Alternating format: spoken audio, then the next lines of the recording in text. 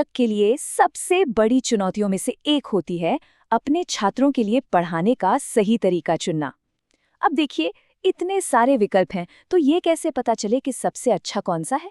खैर, आज हम इसी पहेली को सुलझाने वाले हैं। यही तो सबसे बड़ा सवाल है ना? क्या कोई एक ऐसी जादुई विधि है जो हर किसी पर, हर क्लास में काम कर जाए? इसका जवाब शायद थोड़ा अलग है। बिल्कुल, इसको ना एक मैकेनिक के टूल किट की तरह समझिए। हर काम के लिए एक अलग औजार होता है। अब कोई टायर बदलने के लिए हथौड़े का इस्तेमाल तो नहीं करेगा, सही कहा ना? बस, पढ़ाने का भी यही हिसाब है। कोई एक सबसे अच्छा तरीका नहीं होता, बल्कि हर काम के लिए एक सही तरीका होता है। तो चलिए फिर इस टूल किट को खोलते हैं और देखते हैं कि अंदर क्या क्या है। सबसे पहले आते हैं शिक्षक केंद्रित तरीके। ये समझिए कि ये हमारे सबसे बुनियादी और ज़रूरी औजार हैं। इस तरीके से तो हम सब गुजरे हैं, है ना? एक बड़े से लेक्चर हॉल में बैठकर प्रोफेसर की हर बात को ध्यान से सुनना। देखिए, ये नए टॉपिक्स का परिचय देने का एक क्लासिक तरीका है, और खासकर बड़ी क्लासों के लिए तो ये बहुत कारगर हो सकता है। लेकिन यहाँ एक छोटी सी दिक्कत है। जानकारी देने के लिए ये तरीका बहुत कुशल तो है, पर इसमें छात्र बस सुनते रहते हैं। मतलब सीखना थोड़ा पैसिव हो जाता है। तो फिर ऐसा क्या किया जाए कि जानकारी भी पहुंच जाए और क्लास में सब जागे भी रहे? और ये रहा इसका हल। बात सिर्फ जानकारी देने की नहीं है, बात है एक बातचीत शुरू करने की। बीच बीच में सवाल पूछ लिए, कोई कहानी सुना दी, या असल जिंदगी से जुड़ा कोई उदाहरण दे दिया। मतलब कुछ भी जिससे छात्रों को सोचने और जुड़ने का मौका मिले। अच्छा, हमारा अगला औजार है प्रदर्शन विधि, या जिसे मैं कहता हूँ शो एंड टेल का एडल्ट वर्जन।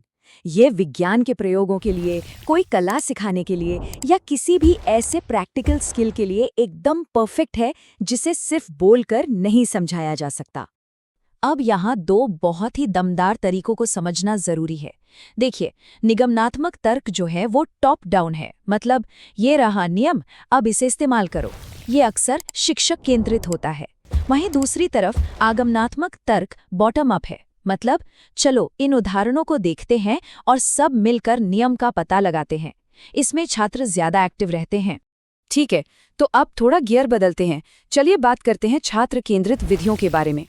ये वो जगह है जहाँ असली जादू होता है, जहाँ सीखने की प्रक्रिया की ड्राइविंग सीट पर खुद छात्र आ जाते हैं। चर्चा विधि में क्लासरूम एक मंच बन जाता है। ये कोई वन वे ट्रैफिक नहीं है, बल्कि विचारों का एक खुला आदान प्रदान है, जहाँ हर किसी की आवाज की अहमियत है। और ये बात बहुत जरूरी है, यहाँ शिक्षक का काम लेक्चर देना नहीं है। वो तो बस एक सूत्रधार हैं, एक गाइड जो बातचीत को धीरे धीरे सही दिशा में ले जाते हैं, और ये पक्का करते हैं कि चर्चा गहरी हो और भटक ना जाए। सहकारी शिक्षण का मतलब ही है टीम वर्क। इसमें छात्रों को छोटे छोटे ग्रुप्स में एक साथ काम करने, एक दूसरे से सीखने और एक दूसरे को सपोर्ट करने का मौका मिलता है। मतलब एकता में ही बल है वाला आइडिया यहाँ बिल्कुल फिट बैठता है। पर हाँ, ग्रुप वर्क कहीं बेकाबू ना हो जाए, इसके लिए 3 चीजें बहुत जरूरी हैं। एक साफ लक्ष्य जो सबको पता हो, हर सदस्य की अपनी एक जिम्मेदारी, और सबकी भूमिकाएं तय हों ताकि सारा काम किसी एक के सिर पर ना आ जाए। प्रोजेक्ट मेथड सीखने की प्रक्रिया को क्लासरूम से बाहर निकालकर असल दुनिया में ले आता है। छात्र एक मीनिंगफुल प्रोजेक्ट पर काम करते हैं और अपने ज्ञान को प्रैक्टिकल तरीके से इस्तेमाल करते हैं। वे सिर्फ सीखते नहीं हैं, वे कुछ बनाते हैं। तो प्रोजेक्ट और प्रॉब्लम सॉल्विंग मेथड में क्या फ़र्क है? इसको ऐसे समझिए, प्रोजेक्ट मेथड में कुछ बनाने पर फोकस होता है, जैसे कोई मॉडल या रिपोर्ट, जबकि प्रॉब्लम सॉल्विंग मेथड का फोकस किसी खास समस्या का एक खास हल ढूंढना होता है। पूछताछ विधि तो छात्रों को छोटा मोटा जासूस बना देती है। इसमें सब कुछ एक सवाल पूछने से शुरू होता है, फिर सुराग इकट्ठे किए जाते हैं और आखिर में एक नतीजे पर पहुंचा जाता है। ये असल में साइंटिफिक मेथड को एक्शन में देखने जैसा है। अब हम एक ऐसी तकनीक पर आते हैं जो अपने आप में कोई अलग तरीका नहीं है, लेकिन ये वो चाबी है जो अब तक बताए गए सभी तरीकों को और भी ज्यादा शक्तिशाली बना देती है। जी हाँ, ये है सवाल पूछने की कला। ये वो मास्टर की है जो सीखने का कोई भी दरवाजा खोल सकती है। एक अच्छा सवाल एक शांत क्लास को एक एक्टिव और सोचने वाली क्लास में बदल सकता है। तो एक अच्छा सवाल पूछा कैसे जाए?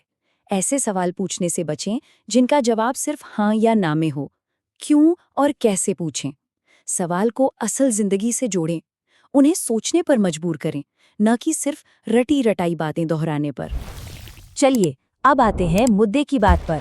हमारे पास सारे औजार तो हैं, पर अब ये समझना है कि परीक्षा के लिहाज से सही औजार का चुनाव कैसे करें। तो सबसे ज़रूरी बात जो याद रखनी है वो ये है, शिक्षक केंद्रित तरीके एक स्प्रिंट की तरह हैं, तेज़ और सीधे, और छात्र केंद्रित तरीके एक मैराथन की तरह हैं। उनमें समय लगता है, लेकिन वो गहरी समझ और स्किल्स बनाते हैं। यहाँ कुछ अचूक एग्जाम टिप्स हैं। हमेशा सीखने के लक्ष्य के हिसाब से तरीका चुनें। अगर कौशल या मूल्य सिखाने हैं तो छात्र केंद्रित तरीके सबसे अच्छे हैं, और अगर किसी नए टॉपिक की बस शुरुआत करनी है तो शिक्षक केंद्रित तरीके बेहतर काम करते हैं। आखिर में मकसद बस एक ही है, सीखने को रटने वाली चीज से एक सार्थक अनुभव बनाना। बात सिर्फ फैक्ट्स याद रखने की नहीं है, बल्कि उन्हें समझने, जोड़ने और असल जिंदगी में इस्तेमाल करने की है। तो अब ये टूल किट हमारे पास है, औजार हमारे हाथों में है। अब सवाल ये है, हम सब मिलकर इसके साथ क्या बनाने जा रहे हैं?